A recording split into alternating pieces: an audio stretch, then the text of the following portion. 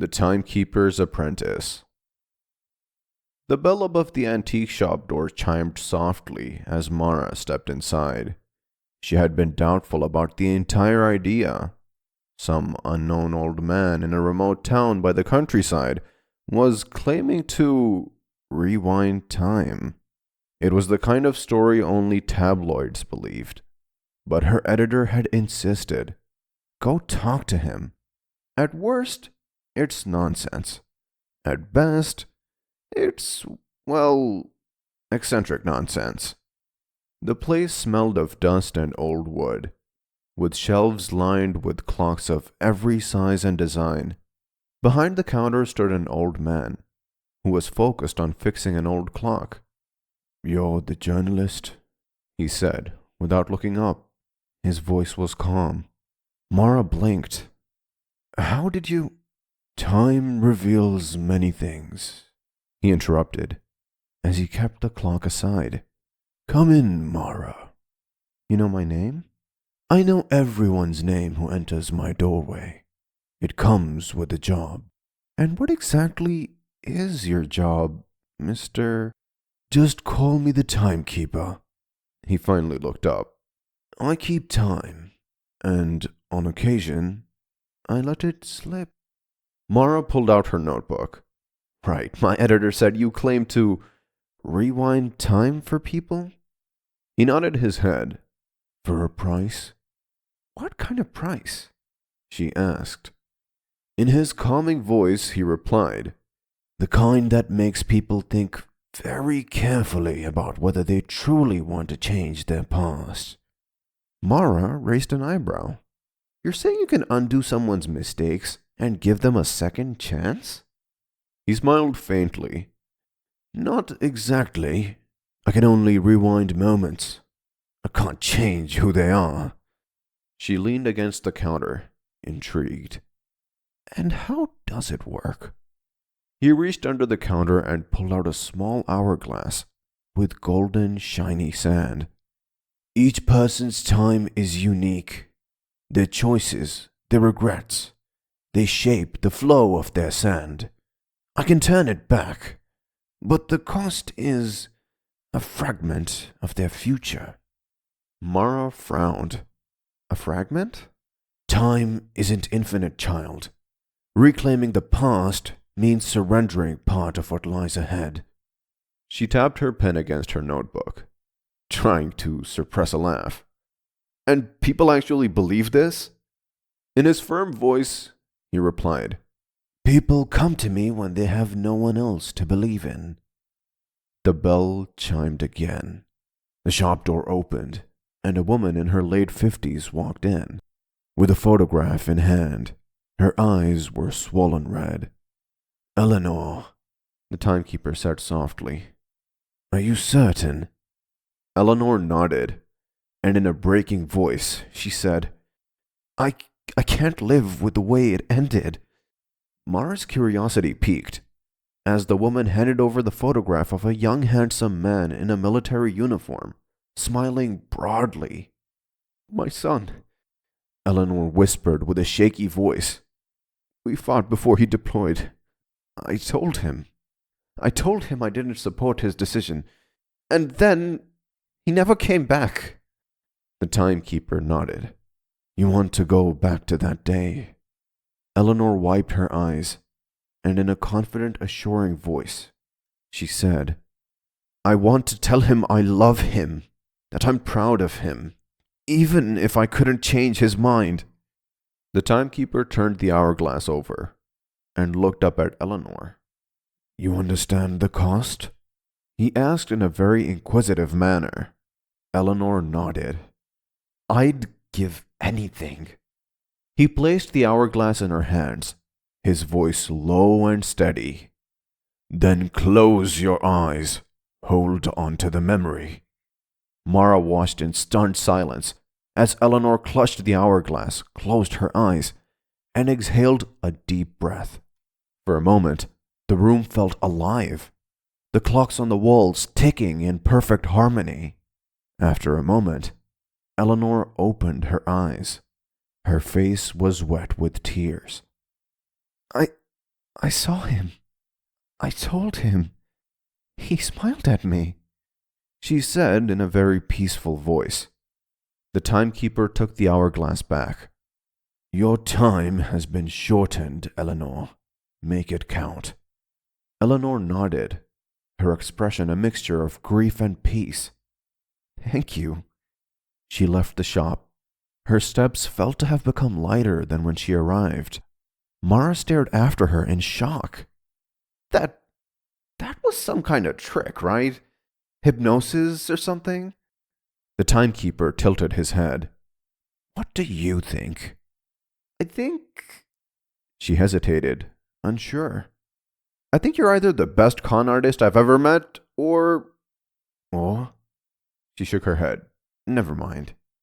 The timekeeper gestured for Mara to sit. You came here to write a story for your newspaper, didn't you? Yes. Then let me tell you one. People come to me with regrets, thinking they can fix the past. But what they don't understand is that the past isn't a puzzle to be solved. It's a lesson to be learned. Mara frowned. But isn't that what you're offering? A chance to fix the past? I offer perspective, he corrected. Rewinding time doesn't erase the pain. It just gives the people a chance to see it differently. Mara was deeply intrigued despite her skepticism. But what about you? How did you end up with this? She gestured to the hourglass. The timekeeper's expression grew distant. I was once like you, young, curious, full of questions. I thought I could master time, bend it to my will. But time has a way of humbling even the most ambitious souls. What happened? He met her gaze, his eyes heavy with unspoken sorrow. I learned that every choice has a cost. As the evening progressed into night, more visitors came and went, each with their own story, their own regrets. There was a man who wanted to undo a cruel word spoken in anger to his dead mother. A woman who wished she'd taken a chance on love. A father who longed to relive the day his daughter was born. Each time, the timekeeper turned the hourglass, and each time, Mara felt the weight of their choices. Finally, as the shop emptied, the timekeeper turned to her. Now, Mara, what about you? She blinked. The question caught her off guard. What about me? Do you have a moment you'd like to change? She hesitated. I don't know. He nodded. Take your time. The question isn't what you'd change, it's whether you're willing to pay the price.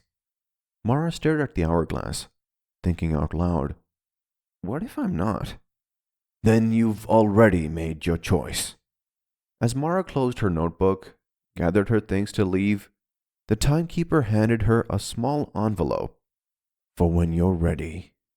She frowned. What is it? A choice. She slipped it into her bag with the notebook. You're a strange man. He smiled faintly. And you're a brave woman, Mara. It's no small thing to face the truth about time. When she got home, she tossed the bag onto the couch and fell into a chair, exhausted, yet restless. She hesitated for a long moment, then gathered the courage, took the envelope out of her bag, and tore it open. Inside was a note written in looping handwriting. Time does not heal, it teaches.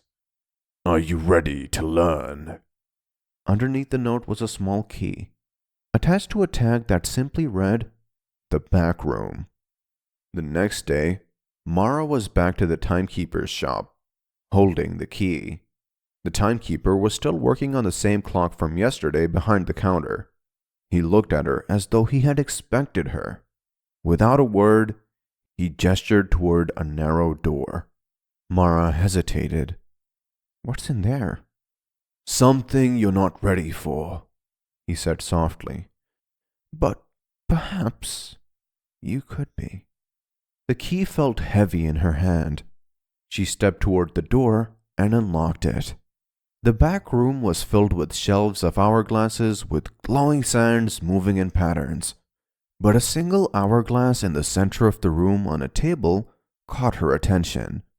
Unlike the others, the sand inside it was frozen. "That one is yours," the timekeeper said from behind her, pointing his hand towards the table. "Your time."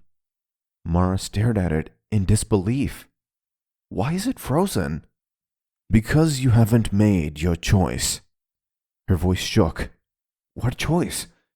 "To look back or move forward." She turned to face him. "What does that mean?" He stepped closer. "You can revisit a moment, see it for what it truly was. But once you do, the sands will start flowing again. And once they do, you won't be able to stop them." Mara swallowed hard. "So I can change nothing?" He shook his head. "Nothing but yourself." This was the moment she had long buried, the moment that haunted her through quiet nights and unanswered questions, the day Elliot told her he didn't think they were meant to be. She looked at the timekeeper, her voice breaking. "I want to go back, to the day everything fell apart." The timekeeper tilted his head slightly. "You can visit it, but remember, time isn't a straight thread to be untangled. It's a fabric of choices. You might see more than you expect." Mara swallowed, her heart pounding in her chest. "I understand." She touched the hourglass and the shop faded. When she opened her eyes, she was standing on the second floor of a cafe. The familiar scent of food, many tables with chairs around it, and waiters serving the people. It was that day, late autumn. Sunlight coming through the windows of the cafe. Elliot was sitting on the corner table in front of young Mara, with cups of tea in front of them. "Elliot?" she whispered, though he couldn't hear her. She wasn't here to speak, only to witness. Her face was filled with confusion and growing panic. "What are you saying?" Elliot exhaled. "I don't think this is working, Mara." Hearing the words again felt like a knife twisting in her chest. "What do you mean? We're fine. We fight sometimes, but that's normal. We're happy together. We're perfect together," the younger Mara said, her voice rising, desperate. "You don't just give up because it's hard." "It's not just the fights," Elliot said quietly. "It's us. We're so different, Mara. I'm different. You don't know me. We see the world in completely different ways. You want stability, predictability.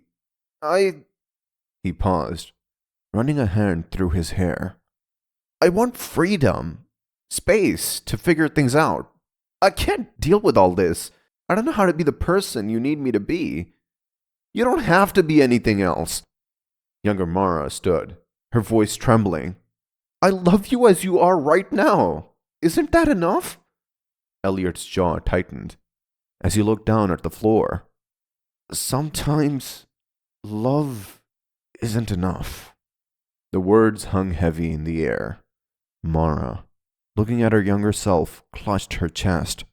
She has replayed this moment 1,000 times in her mind, trying to decipher where it had gone wrong. As the younger Mara was sitting there, stunned into silence, the unseen Mara stepped closer, looking into Elliot's face. She expected to see coldness, indifference, but instead, she saw something that shattered her heart all over again. Pain, and maybe fear. Somehow, Elliot wasn't walking away out of cruelty. He was hurting, too. She had never allowed herself to see that before.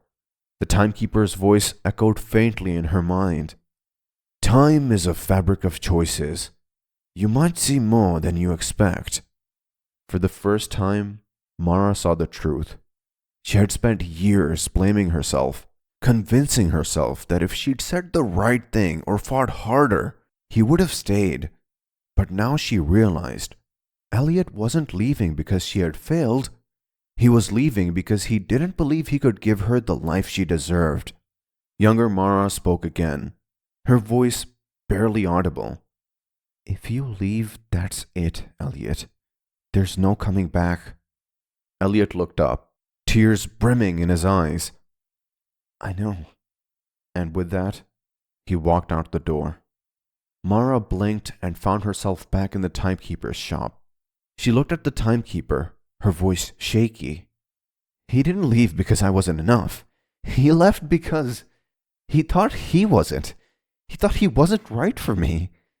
The timekeeper nodded. A difficult truth to accept, but one that frees you from carrying the blame alone. Mara sat down, her body feeling heavy with this new revelation. I spent so many years wishing I could go back, thinking I could change his mind, stop him from leaving. And now...